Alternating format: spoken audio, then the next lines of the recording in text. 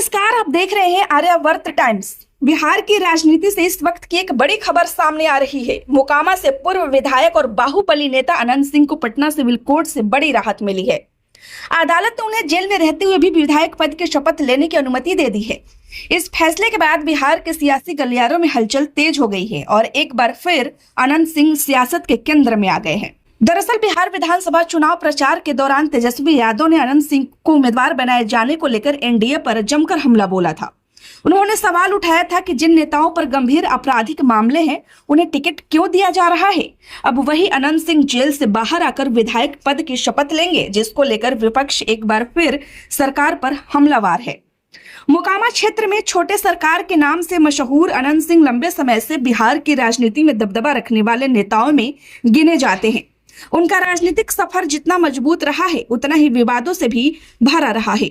बिहार विधानसभा चुनाव के दौरान दुलार चंद यादव की हत्या हुई थी, जिसमें अनंत सिंह पर आरोप लगे थे। जिसके अलावा भी उन पर कई गंभीर आपराधिक मामले दर्ज हैं और कुछ मामलों में वे सजायाफ्ता भी हैं।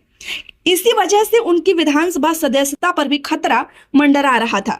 इसी बीच अनंत सिंह ने पटना सिविल कोर्ट में याचिका दाखिल कर यह अनुमति मांगी थी कि उन्हें विधायक पद की शपथ लेने का अवसर दिया जाए, भले ही वे जेल में बंद हो। अदालत ने मामले की सुनवाई के बाद उन्हें विशेष सुरक्षा व्यवस्था के तहत शपथ ग्रहण की अनुमति दे दी। इस आदेश के बाद उनके समर्थकों में जबरदस्त उत्साह देखने को मिल रहा है। वही विपक्षी दल इसे लोकतंत्र और कानून व्यवस्था से जुड़ा गंभीर मुद्दा बता रहा है। कोर्ट के इस फैसले के बाद अब उम्मीद जताई जा रही है कि बहुत जल्द अनंत सिंह विधानसभा पहुंचेंगे और औपचारिक रूप से विधायक पद की शपथ लेंगे। राजनीतिक जानकारों का कहना है कि यह घटनाक्रम मोकामा का ही नहीं बल्कि पूरे बिहार की राजनीति को प्रभावित कर सकता है, क्योंकि अनंत सिंह की वापसी से वहां के राजनीतिक समीकरण एक बार फिर बदल सकते हैं। हालांकि अदालत के इस फैसले ने कानून और राजनीति के बीच एक नई बहस को भी जन्म दे दिया है।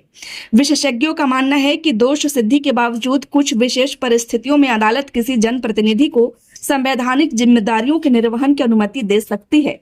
लेकिन सवाल यह भी उठ रहा है कि क्या ऐसे मामलों में कानून सबके लिए समान रूप से लागू हो रहा है या फिर प्रभावशाली नेताओं को विशेष राहत मिल रही है।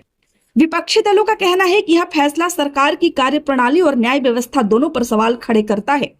उनका आरोप है कि जिन नेताओं पर गंभीर आरोप है, उन्हें लोकतांत्रिक संस्थाओं में स्थान देना जनता के विश्वास को कमजोर करता है। वही सत्तारूढ़ दल इसे पूरी तरह न्यायिक प्रक्रिया का हिस्सा बता रहे हैं और कह रहे हैं कि अदालत के आदेश का पालन करना सरकार की जिम्मेदारी है। राजनीतिक विशेषज्ञों के अनुसार अनंत सिंह की विधानसभा में वापसी से मोकामा क्षेत्र में उनकी पकड़ और मजबूत हो सकती है। साथ ही आगामी राजनीतिक समीकरणों में उनकी भूमिका एक बार फिर अहम हो सकती है। यह भी चर्चा है कि उनके समर्थक इसे एक बड़ी जीत के रूप में देख रहे हैं और क्षेत्र में राजनीतिक गतिविधियां तेज हो गई हैं। अब सबसे बड़ा सवाल यह है कि क्या अनंत सिंह इस मौके का इस्तेमाल कर अपनी सियासी जमीन को नए सिरे से मजबूत करेंगे या फिर विपक्ष उनके पुराने मामलों को लेकर लगातार दबाव बनाए रखेगा। फिलहाल इतना तय है कि अदालत के इस फैसले ने बिहार की राजनीति में नई बहस और हलचल दोनों पैदा कर दी है। इसी के साथ हमें दीजिए इजाजत। आप देख रहे हैं आर्यावर्त टाइम्स। खबर अच्छी लगी हो तो लाइक करें, चैनल को सब्सक्राइब करना ना भूलें। धन्यवाद।